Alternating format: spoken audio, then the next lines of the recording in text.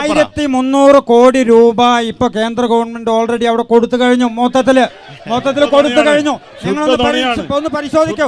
കേന്ദ്രം അകമഴിഞ്ഞ് മുണ്ടക്കൈ ചൂരൽമല ദുരന്ത ബാധിതരെ സഹായിച്ചിട്ടുണ്ട്. എന്തൊക്കെയോ ചെയ്തു, മുണ്ടക്കൈ ചൂരൽമലയിൽ ചെയ്തു എന്ന് പറഞ്ഞു.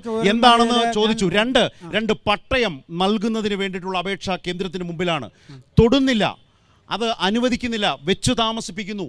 ഈ പ്രശ്നങ്ങൾ ഈ നാടിനുണ്ടെന്നേ. നോക്കൂ, മുണ്ടക്കൈ ചൂരൽമല ദുരന്തം സംഭവിച്ച അതേ സമയം മുതൽ കേന്ദ്ര ഗവൺമെന്റും പ്രധാനമന്ത്രി ഉൾപ്പെടെയുള്ള ആളുകൾ സന്ദർശിക്കുകയും കേരള ഗവൺമെന്റിനോട് കൃത്യമായിട്ടുള്ള കണക്കുകൾ കൊടുക്കണമെന്ന് പറയുന്ന സമയത്ത് പറയട്ടെ ഹരിദാസ്, അതൊക്കെ കൊടുത്തു കഴിഞ്ഞേ.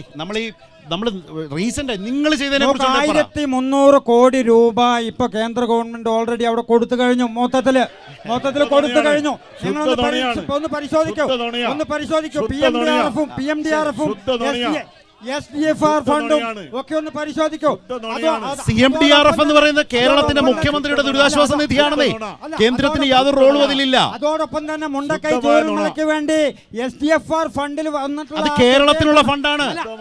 എല്ലാ ജില്ലയ്ക്കും അവകാശപ്പെട്ടതാണ് ഹരിദാസ്.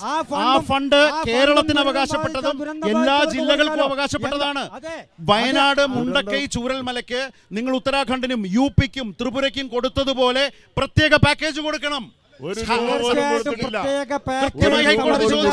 കേരളത്തിന്റെ ഹൈക്കോടതി ചോദിച്ചില്ലേ?